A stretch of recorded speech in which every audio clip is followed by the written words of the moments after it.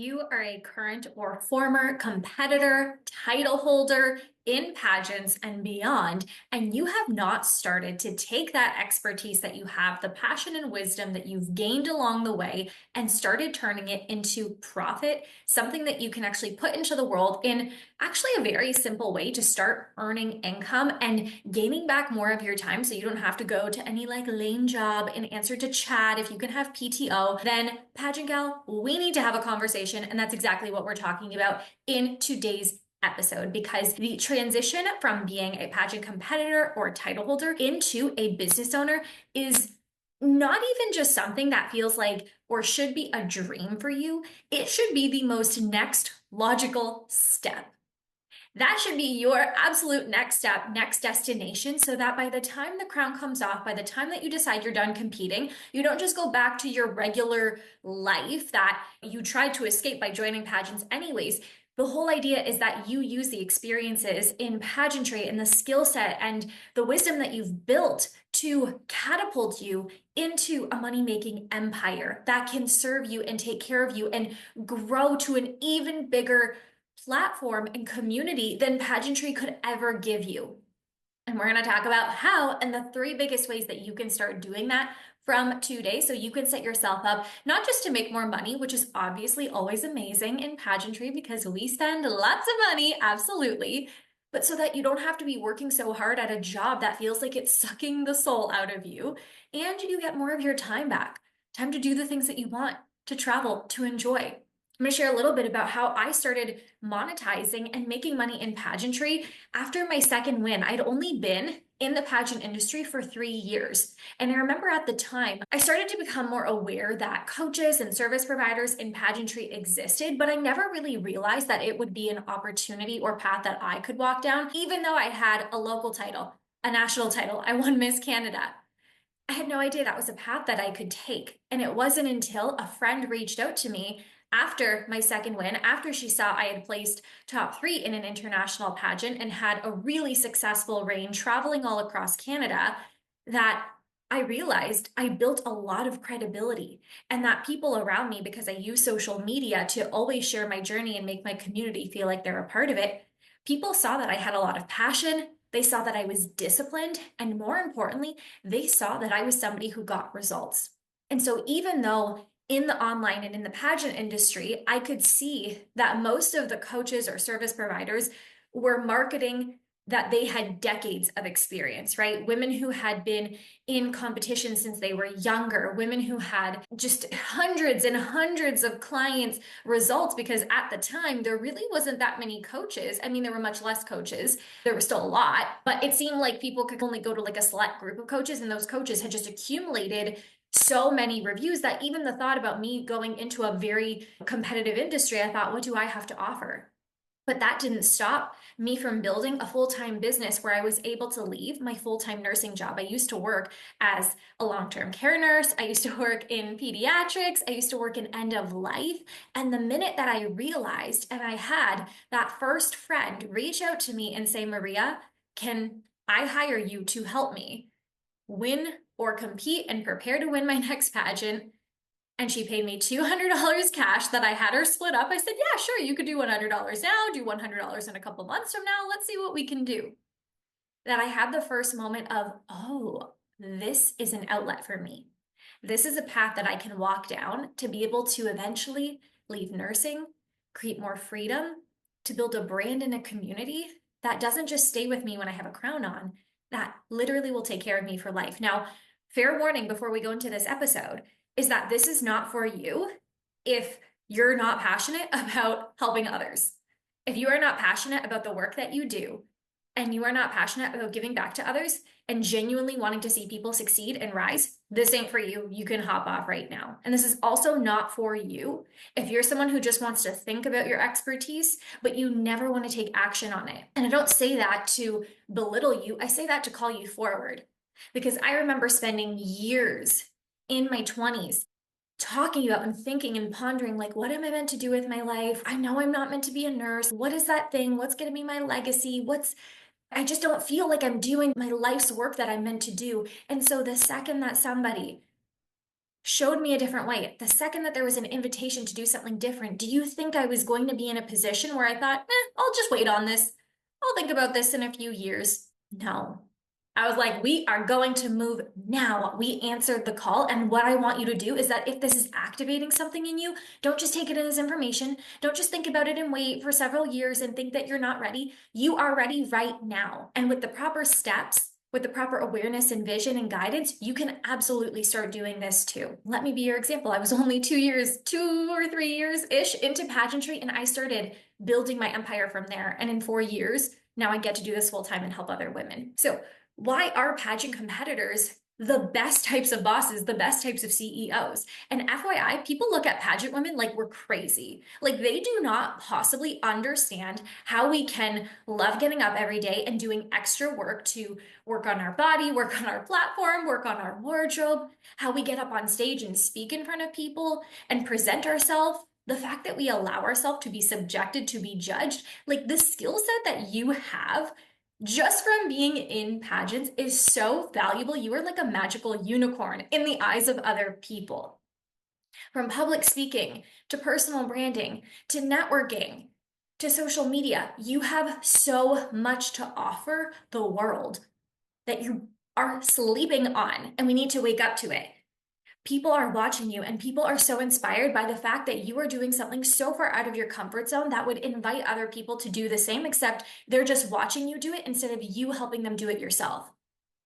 The next logical step that we have to do is help you learn how to monetize it, how to take this skill set, this expertise, this wisdom, whether or not you're still competing or not, whether or not you have a title or not, and start turning it into profit. And in my experience, there are three main ways, and I'm just going to keep it real with you. The third way is my favorite way, but I'm still going to give you all three of these that you could start doing this for yourself now. And if you are interested, if you're already listening to this and you're like, Maria, shut me up, I don't even want to wait to figure all of this out, I want you to know that our program Empire, it's a 4-month business building program for women who want to work for themselves, build a brand, build an audience, build your income.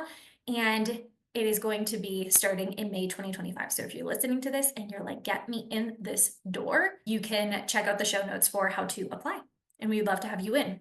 So the three biggest ways that you can turn your crown into cash. The first way, and I feel like this is a very obvious way that women decide to start with, is doing event-based monetization. So this is typically where you can become a director and host a pageant.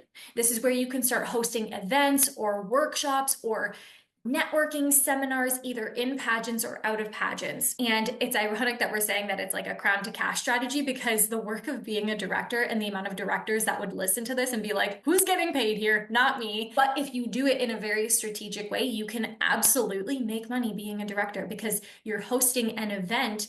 And there are lots of pageants that do turn a profit, that do allow you to have income coming in. But aside from hosting an event like a pageant, you could host retreats. You can host boot camps. You can host like day of networking events. There's so many things that you can do to create an experience in person that people want to be a part of, because you've been a part of these other events as well. Now, the caveat to this that I will say, and this is why this isn't the way that I immediately direct my clients to, one, it takes a lot of work. Okay. And all of these take a lot of work. All of these require action. That's why I say if you're not ready to take action, like 10 times more action than you think, don't even bother doing any of these, because you're always going to be disappointed.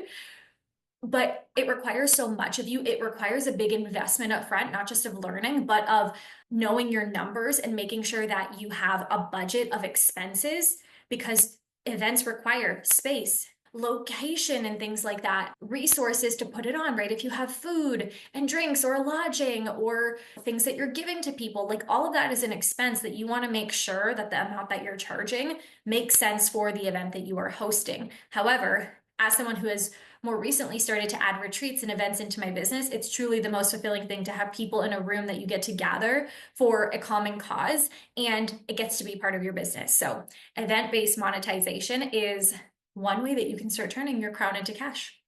The second way that is more popular, becoming more popular now in 2025 that I've seen, is product-based monetization. And there's a couple of ways that you can do this. when it comes to having a product, a physical thing that you sell, or a digital thing, I think that you could say too, that you sell to other people and make a profit on it. So one way that is very popular in the past was something like drop shipping. This is where you have an online store of some kind, or maybe you have an in-person store, maybe you create items, but the whole idea is that you have some type of store and you source products and then people can purchase them online. Now, I'm so not the person to teach you on that, but I know I've purchased certain pageant items, right? Like earrings and crowns from drop shipping websites. So that's one way. You have to have the skill set and the knowledge to do that. But there are lots of businesses that do that. And thanks to them, we have a lot more resources going around in the pageant industry so women can feel prepared to compete. Another way is just having physical products. If you're someone who creates something, let's say you're savvy with a Cricut, you can make contestant items or delegate prizes. You could do pageant prep kits. You can make merch for pageants, either delegates or systems. If you're more into the creation of products like beauty products, a makeup line, like all of that is very possible if you're someone who doesn't just have the skill set, but you also want and need to learn the business side of it so that you don't just create products like jewelry or crown cases, but you're someone who has to understand things about shipping and packaging and marketing it and all of those things. So again, there is an expense cost to this. And this is where I find a lot of women also go to, because let's be real, pageant women love the stuff. We love our things. We love something that we can hold and something that we can purchase. However, for those of you that are like, Maria, I don't got this space in my house. I don't really have, the savviness of getting products and shipping them out. I don't really want to take care of all of the packaging and things like that. Another product-based type of monetization is digital products. These are things that people can purchase online, and that doesn't actually require any type of packaging, shipping, nothing like that. This can be in the form of courses, guides, ebooks, and we're going to talk about a little bit more about this in number 3. But it's a really valuable way for you to either use your skill set or expertise and provide services online in a digital product form that usually doesn't always require a live component. So again, ebooks, courses, this is where I see a lot of women go right from the start as well, because it feels something that is a little bit lighter to produce, right? Versus having to get on a camera or on a group call in front of other people. It's like you get to take what you've learned, you get to put it into a product, let's say on Canva or on a doc or on a slideshow, you get to record some videos. It's a little bit lighter on the creation process because you can do it on your own time, and then you can put it up for your community to purchase. Okay. The only thing about this, again, that you need to learn is marketing and sales. Just because you have a course, just because you have an ebook, just because you have some type of guide, even if it's a low price, like it could be $10, just because you have courses and products that are online that might be of really great value, it doesn't mean that people are going to purchase it right away. So this is why it's really important that not only with things like event-based or product-based, or the third one that I'm going to talk about, you don't just want to start doing it, right? You don't just want to go into running a pageant. You don't just want to go into creating and selling products. You want to make sure that you're actually learning the skills so that you can make money and it can be sustainable. And this is a huge gap I see in the pageant industry. We have a lot of really passionate women and men who have expertise and wisdom and things that they want to share, but they don't take the time to learn the business side of it. So they never turn a profit. Because they're not turning a profit, they get in their head about it. The passion actually drops because they're not putting their work out. They're not putting the thing that they're passionate about into the world. So they start second guessing it. And then what do they have to do? Well, they've got to go make their income elsewhere. They're going to go spend their time doing something that gives them that gratification. Or even worse, they discount it out the wazoo, or they stop completely, which is not what I want for you. So that's why it's important. Don't just listen to this and be like, okay, I can do that. Take the time to learn the skill set of building a business and the foundations of it so that you don't just start and then hope to make money. Do this so that you can consistently make income and have your efforts result in something. It's just like with pageants, right? You don't go into pageants just hoping to win. You're going to learn interview. You're going to learn runway. You got to learn personal branding. You got to have a platform in order to win. Same thing goes with monetizing in pageantry.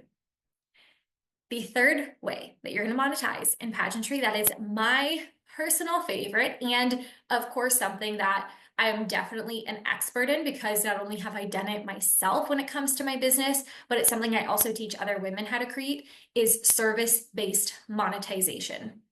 Now, this can kind of include the previous two where you have courses, where you have events and retreats, but this is specifically in the realm of coaching, consulting, or speaking. Why service-based monetization is my favorite and the number one thing I recommend for women who know that this is something you want to do is because the startup costs can literally be zero.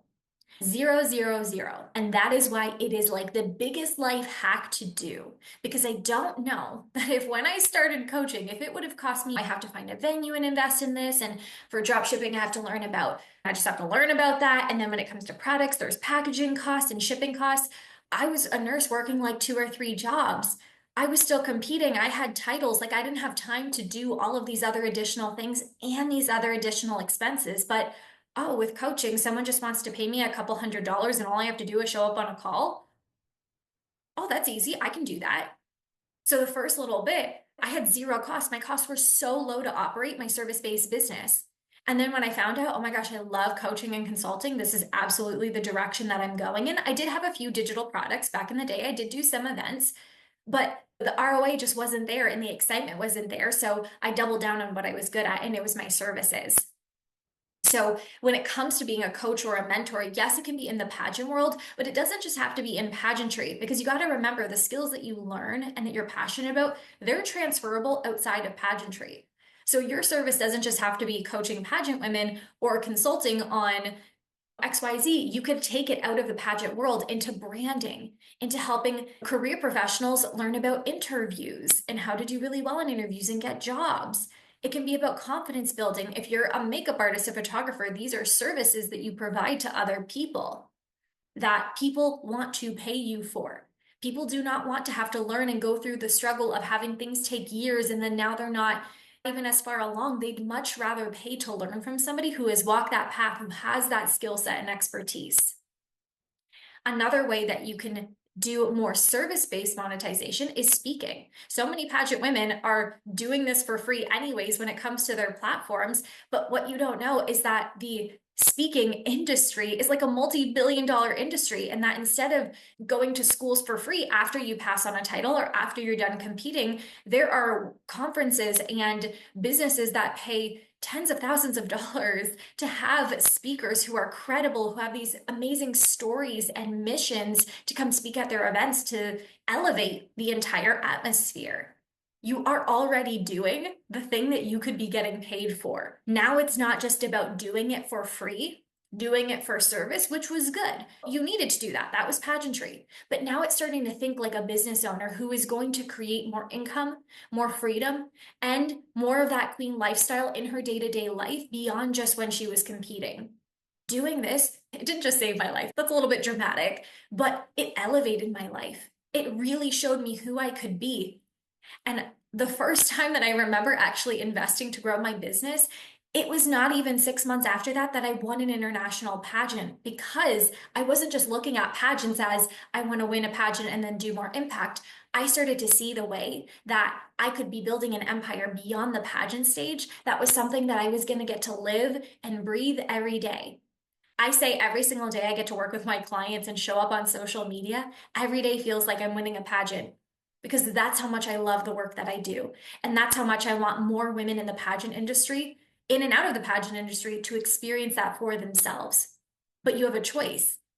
Are you going to sleep on an incredibly valuable skill set and passion that you have? Or are you going to decide, hey, if I start learning about this now, imagine where I'll be 4 years from now, right? We always give 4 years of our time to educational systems that cost like $40,000 or $50,000.